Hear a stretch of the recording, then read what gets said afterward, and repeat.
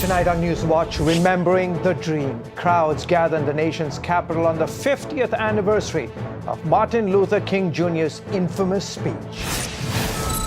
Plus, the United Nations says some sort of chemical substance appears to have been used. What comes next in Syria? And we take a closer look at one of President Obama's trusted advisors and his ties to the Muslim Brotherhood. All this and more tonight on NewsWatch. And good evening, everyone. I'm George Thomas. And I'm Lori Johnson. Today, the first African-American president stood where the nation's most famous civil rights leader stood 50 years ago. Yeah, incredible scenes. Barack Obama commemorated the moment and the magic of Martin Luther King Jr.'s 1963 I Have a Dream speech. We rightly and best remember Dr. King's soaring oratory that day. How he gave mighty voice to the quiet hopes of millions. How he offered a salvation path for oppressed and oppressors alike. Rain in the nation's capital didn't stop thousands from gathering at the Lincoln Memorial. The day featured an interfaith prayer service and speeches from former presidents, as well as celebrities and other politicians. All of today's events honored one of the most enduring speeches in American history. It was about King's dream to see racial equality in America. CBN News sat down with 3 generations of the King family in Atlanta for their thoughts about America 5 decades later. Jennifer Wishon reports. I have a dream today. Those famous words from Dr. Martin Luther King Jr. on August 28, 1963 will never be forgotten. More than 250,000 people attended the March on Washington. It's known as the largest demonstration for human rights in American history. 50 years after that momentous march and famous speech, America's first African-American president delivered remarks on the very same steps here at the Lincoln Memorial in Washington, D.C. CBN News sat down with 3 generations of the King family women to see if the dream has been realized. Dr. Alveda King is the niece of Martin Luther King Jr. Many think that this means that the dream has been realized. It has not been realized, but we are on the way. A new generation of Americans marked the anniversary at the reflecting pool around MLK's tomb in Atlanta. His youngest daughter, Bernice, says God is calling us to carry on that dream. God is calling all of us to a higher plane, no matter who we are, whether we're black, whether Hispanic, Asian, Native American, white American, whether we're from any country in this world, our destinies are tied together. Dr. King's sister, Naomi Ruth, actually attended the March on Washington 50 years ago.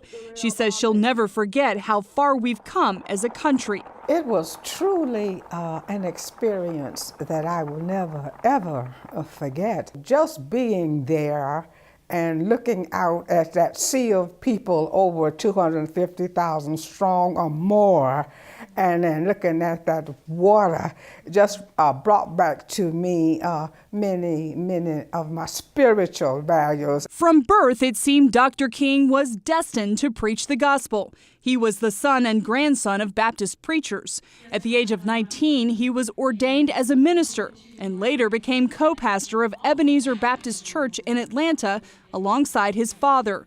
Today, the Kings carry on their family legacy and hope the next 50 years will be even more successful. I no longer am a slave. Christ is risen from the grave. Christ is Lord. I am saved and I'm free. Jennifer Wishon, CBN News. A very important day in our nation's history. Okay, well, now to the Middle East, where the United States is on the verge of possible military strikes against Syria. The targets have reportedly been selected, and Pentagon officials say the strikes will be brief and limited. Gary Lane has more on a region that's on edge. Jittery residents of Tel Aviv lined up for hours at this gas mask distribution center as the country called up reserve troops. I have 2 children, and I'm afraid for my 2 children. A Syrian army officer says if his country is attacked, quote, Israel will also be set on fire. Israel's prime minister issued a warning of his own, saying, "We are not part of the civil war in Syria, but if we identify any attempt whatsoever to harm us, we'll respond with great force." Israeli intelligence has evidence of intercepted conversations, reportedly between Syrian officials, talking about the use of chemical weapons. It does seem that some kind of substance was used. In Washington, the White House is making its case that Assad was behind the chemical attack. There is no doubt who is responsible for this heinous use of chemical weapons in Syria: the Syrian regime. But the administration says this is not about regime change, but about punishing the Syrian government for using such weapons against its own people. We cannot allow this kind of violation of an international norm to go unanswered. The big unknown is whether any U.S. military action will stop the regime from using those weapons again, or simply embolden it. If Bashar al-Assad didn't hesitate to use chemical weapons against his own sleeping civilians, what's to stop him from using them against sleeping Turks, Jordanians, or Israelis? So that's the nightmare scenario. The Arab League and key U.S. allies are calling for a strong response. The question now for us is, are we more likely to deter the future use of chemical weapons by acting or not acting? U.S. military assets are in position in the region awaiting the president's orders. Reports indicate Syria is also preparing, evacuating key military command centers and government buildings that could be on a potential U.S. target list. Gary Lane, CBN News. The Army psychiatrist convicted in the Fort Hood shooting rampage has been sentenced to death by a military court. The decision opens the door for Major Nadal Hassan to become the first American soldier executed in more than half a century, and for the martyrdom many say Hassan was seeking in the Fort Hood shooting. 13 people died and more than 30 others were wounded in the November 2009 attack. Although sentenced to death, it could be a long process. The president must give final authorization before any service member is executed. The Defense Department has classified Catholics, evangelicals, Jews, and Mormons as religious extremists in military training materials. More than 1,500 pages of documents were just released to the Chaplain Alliance for Religious Liberty under the Freedom of Information Act. The documents also show the military considered the Southern Poverty Law Center's hate group list as a reliable source. And for more on this, we turn now to Ron Cruz. He's the executive director of the Chaplain Alliance for Religious Liberty. Ron, help me understand this. How does the military come up with the idea that Catholics, evangelicals, and Mormons are religious extremists? It's an excellent question, George. Good to be with you. It appears that there was an equal opportunity officer who presented a briefing to soldiers at a reserve unit in Pennsylvania. And she created materials, including a slide that had a list of extremist groups. And the number one extremist group on that list was evangelical Christians. Down that list were Roman Catholics, were conservative Orthodox Jews, were Mormons. These were listed above Al-Qaeda, Muslim Brotherhood, and it was very disturbing to one young soldier who was in the group that received this training. He complained about it. He obtained a copy of that training slide, sent it to me, and then through a Freedom of Information request, we asked, what is the background? How did this slide get produced? And what we discovered in looking through these documents is that this training officer received her instructions through the Department of Defense, Defense Training Agency for Equal Opportunity Officers, where they encourage equal opportunity officers to use the Southern Poverty Law Center as a reliable source for coming up with who are extremists in America. And to that point, sir, do you find it alarming that they would rely on the Southern Poverty list of hate crimes as the source, as the primary foundational source to these training materials? Absolutely. The Southern Poverty Law Center has this list, and they have materials on their website. They have films about extremism, which, by the way, this training officer used one of the films from the Southern Poverty Law Center on the recommendation from the Defense Department's training agency for equal opportunity officers.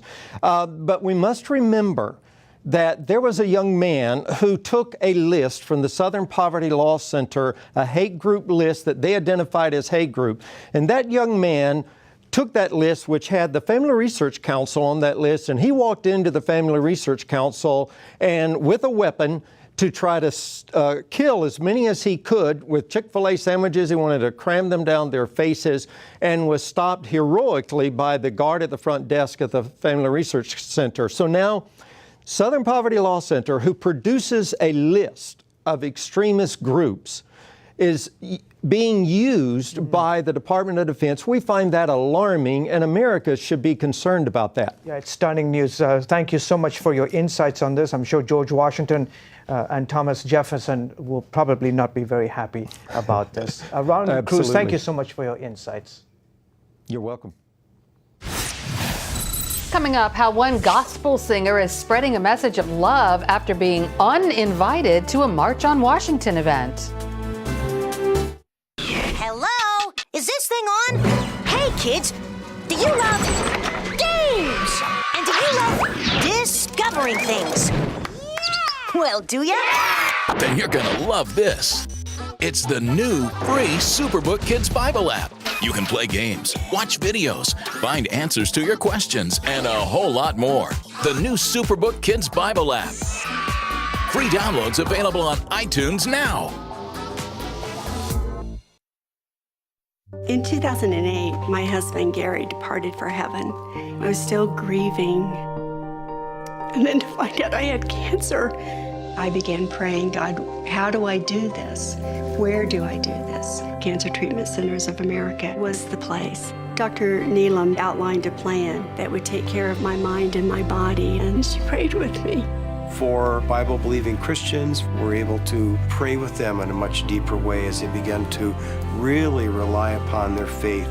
At Cancer Treatment Centers of America, we believe in the power of faith and prayer as indispensable allies in the fight against complex and advanced stage cancer. I'm back in Telluride on the mountain skiing. I feel strong and healthy. Advanced medicine and technology. And I am a survivor. The warm embrace of the Spirit and the power of prayer. These are happy tears. Please go to cancercenter.com/faith. Appointments available now. Cancer Treatment Centers of America. Care that never quits.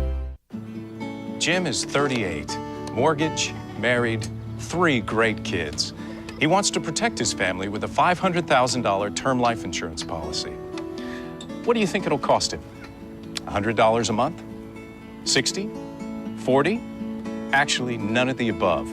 Jim can get a $500,000 policy from a highly rated insurer for under $19 a month. His secret? SelectQuote. SelectQuote is impartial. They'll comparison shop the pick of insurance companies like these to give you a choice of your best prices. SelectQuote has great savings on term life for women, too. Jim's wife, Deidre, can get a $500,000 policy for under $16 a month. SelectQuote has helped make term life insurance affordable for hundreds of thousands of people since 1985. How about you? Just call this number or go to SelectQuote.com. SelectQuote. We shop, you save. Celebrations honoring the March on Washington have been taking place this week all over the nation's capital, but one gospel singer was removed from an event lineup by the Washington, D.C. mayor. Donnie McClurkin was uninvited because of his testimony, but as Ephraim Graham reports, that didn't stop him from leading a different kind of celebration in New York. Thousands answered Donnie McClurkin's annual call to New York City. It's the 10th year for the worship experience, designed to unite people of all denominations. Jesus made the statement, he said, the house that's divided against its own self won't be able to stand. We've gained the commerciality of religion, but we've lost the power and the zeal. And we don't fellowship. It's quite often that you'll find the pastors really don't fellowship. unless they're trying to do something political. This year's conference comes on the heels of some unexpected political controversy for the New York pastor. Just weeks ago, the Washington, D.C. mayor's office withdrew its invitation for the gospel artist to perform at a concert, honoring the 50th anniversary of the Martin Luther King Jr. I Have a Dream speech. I was very good and very personal friends with Coretta Scott King for years. Still, the mayor's office withdrew its invitation because of protests from members of the gay community, in objection to McClurkin's longtime testimony of being delivered from homosexuality. McClurkin's answer to the protests? Love. And I don't speak evil about the sin at all. I speak the truth, that sin is not of God, and it's not right, and God didn't call us to sin. But as far as the people, no matter who you are, no matter who you love, I'm not gonna bash you. I'm gonna love on you, and I'm gonna continue to show you the love, even if you never change. Because love is not love if it's conditional. He even had a chance to demonstrate that love. In the middle of all the D.C. uproar, a gay man approached him for prayer at a New York hotel. I said, you don't know what I think about this at all. You know what I think, James? I think God is in love with James. I think God loves James, and I think I love James too. And he just cried in my arms, prayed again, let him go. And I went upstairs in my room and said, God, you are so ironic. And this weekend, the pastor shared that same message of God's love to thousands. The call of ministry is so strong, and it's such an honor. I don't want to commercialize it. I don't want it to be something that's slicked down and made palatable to the people. I want it to be in its raw essence, its raw form. I want it to reach the masses with the love of Jesus Christ. Pure, unconditional, raw. Ephraim Graham, CBN News. At least 7,000 people attended the New York call. The pastor has also seen significant support on social media following the uproar in D.C.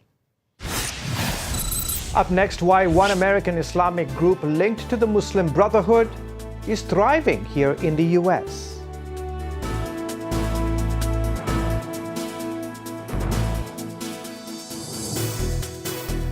Attention sleep apnea patients. Are you tired of the expense and hassle of getting your CPAP and BiPAP supplies? Are you fed up with dealing with ill-fitting, leaking, or worn-out masks and straps? Are you worried about the effects that unsanitary tubes, cushions, and filters have on your health?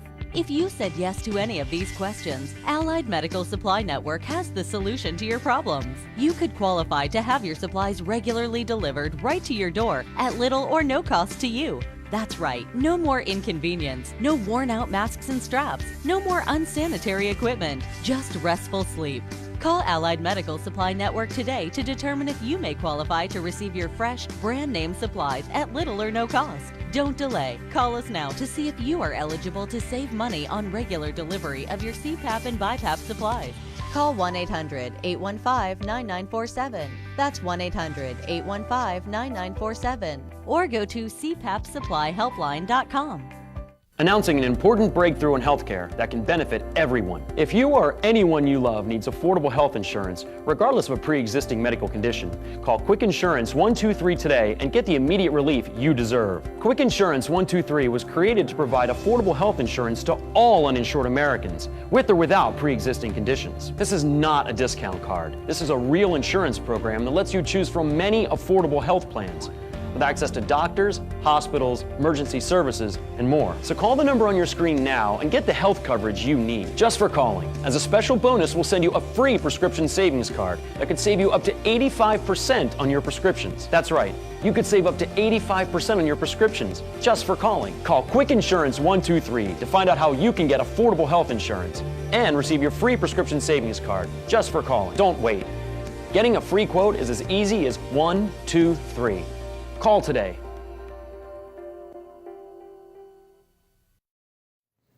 An Egyptian Christian leader is calling out President Obama and his administration for not speaking out against attacks on churches Following the church burnings, the chief spokesman for the Catholic Church in Egypt, Father Rafiq Garish, criticized the president for not condemning the worst violence against the Christian church in nearly 700 years. And while it looks like the Muslim Brotherhood is on the ropes in Egypt, well, here at home, one American Islamic group linked to the Brotherhood continues to thrive. It's called the Islamic Society of North America. They're holding their 50th annual conference next weekend in Washington. And as Eric Stakelbeck reports, they even have an ear in the White House. To its future. Before President Obama departed for Israel earlier this year, he took time to consult with Mohammed Majid. Majid has reportedly become a trusted administration advisor on issues ranging from immigration to counterterrorism policy. White House officials have praised Majid's organization, the Islamic Society of North America, or ISNA, as a pillar of the American Muslim community. But according to one analyst, ISNA's agenda is anything but mainstream. We also know from the Muslim Brotherhood's own documents that this is a Muslim Brotherhood front, where they state it explicitly in one of their 1991 secret memos. Ryan Morrow works for the Clarion Project, an organization dedicated to exposing radical Islam. He told CBN News that internal Muslim Brotherhood documents captured by the FBI name ISNA as one of 29 American Muslim organizations with ties to the Muslim Brotherhood.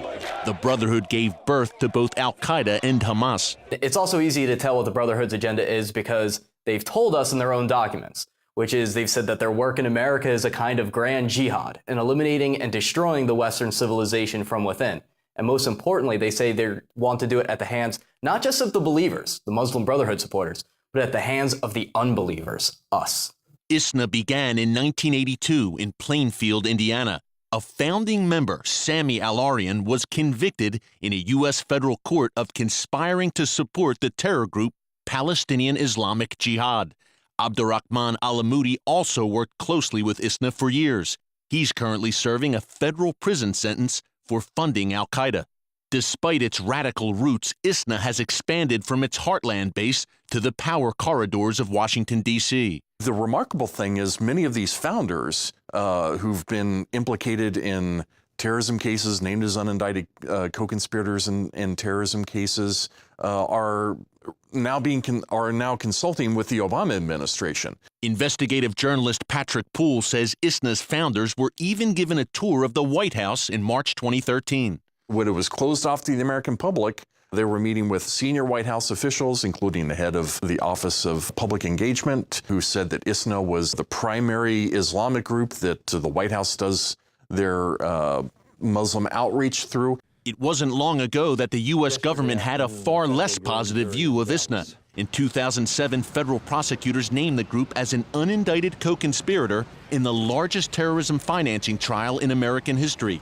The focus of that trial was an organization called the Holy Land Foundation. Its leaders were convicted of funding the terror group Hamas. The Holy Land Foundation was spun off of ISNA, and here we have the United States government going into federal court saying these are bad guys, they're supporting terrorism, they're a front for the Muslim Brotherhood, and then as soon as they leave federal court, these are our outreach partners. That outreach includes a role for ISNA in shaping America's counterterrorism policies. ISNA President Mohammed Majid is a member of a Homeland Security Working Group on, quote, violent extremism. ISNA also participated in a 2012 review of FBI counterterrorism training documents. The Bureau agreed to purge documents that ISNA and other Muslim groups found offensive or Islamophobic.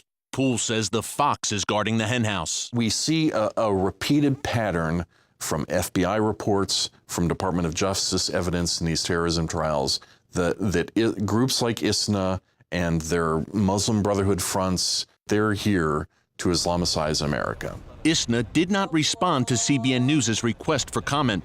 As for the Obama administration, its relationship with ISNA continues.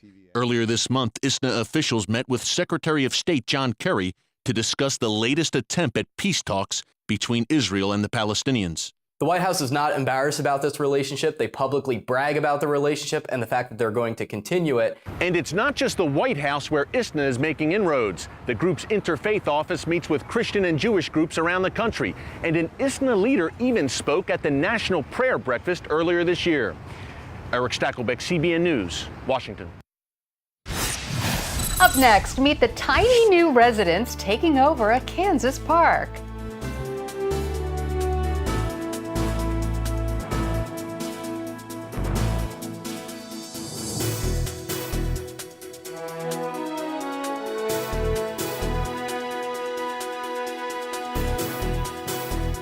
Stop struggling with heavy hoses that are kinked and deliver little or no water. Or worse, break. Introducing the incredible flexible hose. Turn the water on and it expands up to 3 times its original length, so you can easily guide it anywhere you need without tangling. When you turn the water off, as it drains, the hose retracts back to its original shape. Standard rubber hoses can weigh between 8 and 12 pounds, but a 25-foot flexible hose weighs less than a pound. The flexible hose is so compact and lightweight, a child can manage a 75-foot hose easily. The flexible hose will never kink and is guaranteed to take the mess out of watering your lawn and plants. So washing your windows or spraying off your gutters has never been easier. The flexible hose is made of a tough double wall construction that is designed to bend and stretch but never kink. Flexible hose is designed like a fire hose for speed, storage, and strength to last a really long time. Call or visit flexiblehose.com to order the incredible flexible hose for only $19.95. Call right now and we will include a 7-way adjustable spray nozzle free. You can choose a full action spray, a gentle mist, a powerful jet, a vertical mist, flat spray, a cone spray, or a soaker setting. So stop coiling your hose with bulky devices. Flexible hose automatically retracts in seconds and weighs less than 1 pound. In fact, a 75-foot hose easily fits in a small bucket and stores away neatly in a drawer. Flexible hose saves you precious space on boats and is perfectly portable for RVs. But wait, order today and we'll give you a second flexible hose system free. Just pay separate processing and handling. That's 2 flexible hoses and 2 7-way adjustable spray nozzles, a $40 value, all for only $19.95. This offer is not available in any store. Order now. To order flexible hose and take advantage of this amazing double offer, call 1-800-769-3384 or go to flexiblehose.com. Remember, this offer is not available in stores, so call now. Joggers can sometimes face a lot of obstacles while out on the trail. Yeah, well, in one Kansas town, runners have to make sure to watch out for the newest miniature residents of Overland Park. Tiny gnome homes are appearing in an area of the park known as Firefly Forest. The little homes display intricate handiwork. Some are even fully furnished. Even though the homes are small, they're bringing big smiles to the locals. Are you in there? Like Romeo and Juliet, of course, so they've got the nice little hats. I think that it's someone who lives around the neighborhood who's pretty crafty and just like wanting to spread a little mysterious cheer to everyone. And bye-bye, fairies, wherever you are. And although it's a mystery as to where the gnomes came from, folks in the area say they're glad Firefly Forest is in their new neighborhood. How cute. Looks like a little enchanted forest. Yes, it's so adorable. But I don't think the joggers are going to get a very good run, and they'll want to stop all the time and look at the little miniatures. Pretty wild. Okay. That's all the time we have for this edition of NewsWatch. Good night, everyone. Have a great night.